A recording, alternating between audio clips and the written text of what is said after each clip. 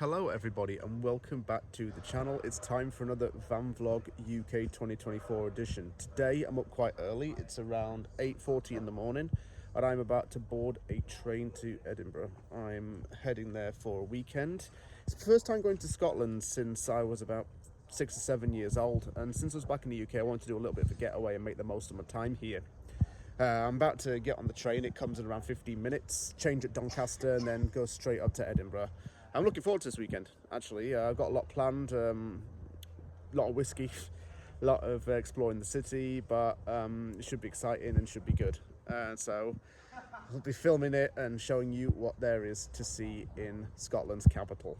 But first, I got to board the train, well, first train, and then connect at Doncaster.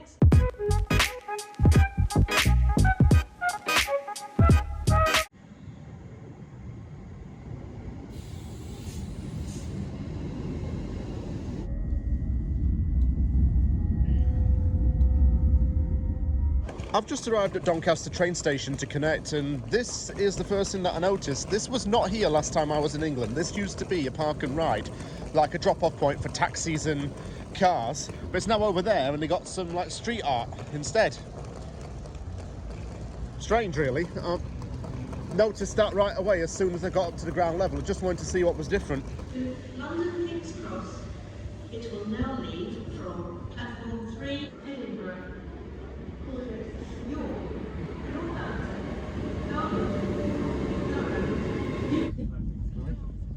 And we're off to Edinburgh.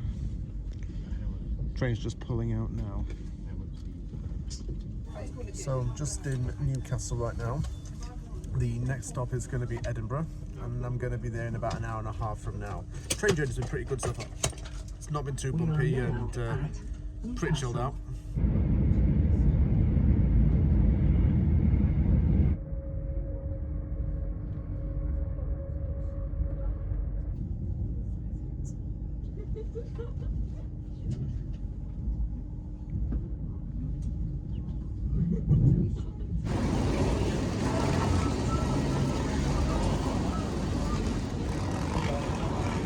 I have arrived here in Edinburgh. Now I gotta get my way over to the Airbnb. It's in Leith, quite a trendy and nice part of the city. The guy who's hosting the Airbnb has told me exactly what I need to do to get there via transit. He's told me what train to get on, and I'm heading up Princes Street right now to get to it. How to buy a ticket though is anyone's guess, but I'm sure I'll work it out.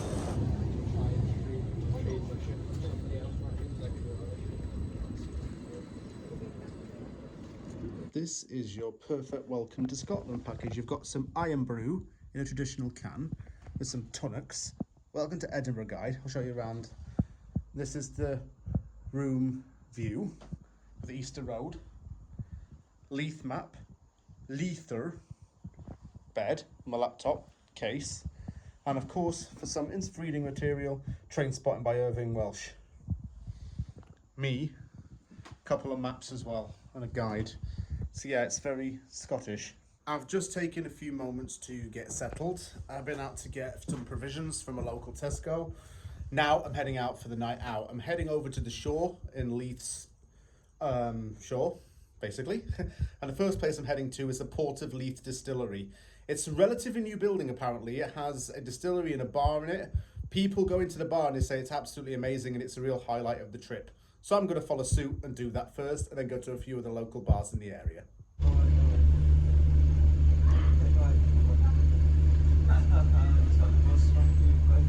This looks like it's the way to whiskey. So I am naturally inclined to follow those arrows. Okay, there is some good news and there is some bad news. The bad news is that it's closed for a private event. I can't go to the bar. The good news is that there are loads more other bars in the shore area that I can try out. One of them I'm going to try to find is called the Roseleaf. It's been voted the best bar in Scotland. So I'm going to do that instead. And maybe there's like a positive that comes from the negative out of all of this.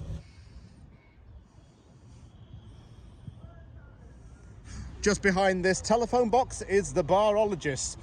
Cocktails, fine food and other curiosities. Let's go inside.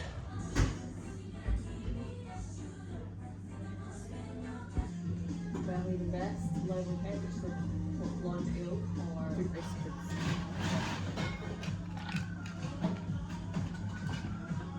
That was fantastic. Really good bar, really good vibe. Out next is Hemingway's. This is another cocktail bar.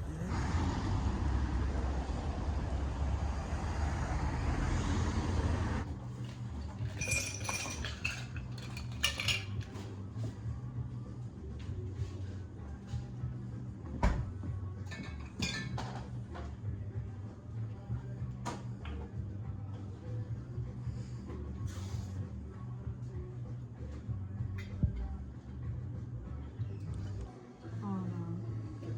It's an image thing.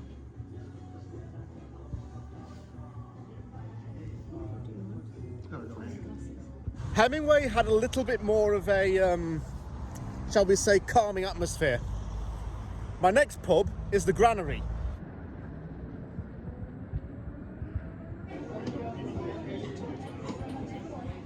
The final pub of the night, well, bar of the night, is going to be Leith. This is voted, if I've not mentioned it already, I'm going to say it again. It's been voted one of, if not the best bar in Scotland. It's received a lot of national recognition. So I thought that I'd got to try it. So far, my impressions of Leith bar scene are very, very positive. It's a sense of Scottish charm that's trying to differentiate from English style or London style pubs, and it's always got that sense of comfort to it and a sense of original mixology.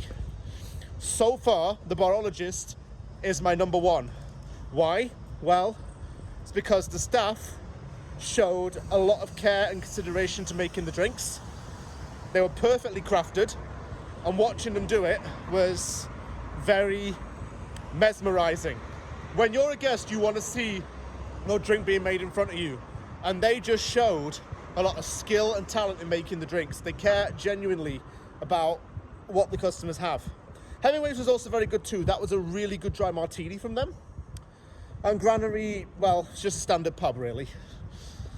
But Leith, I'm willing to try next. This is going to be my last bar of the night, and then I'm going to get some food because I am out tomorrow night and I have got a distillery tour in the morning.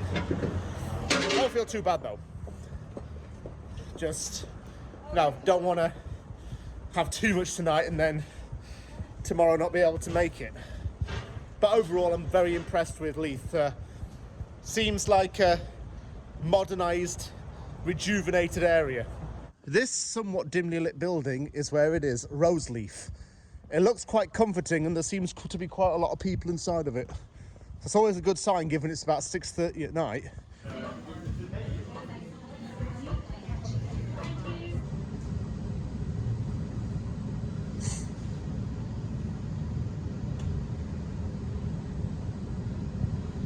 I'm now home, back in the accommodation.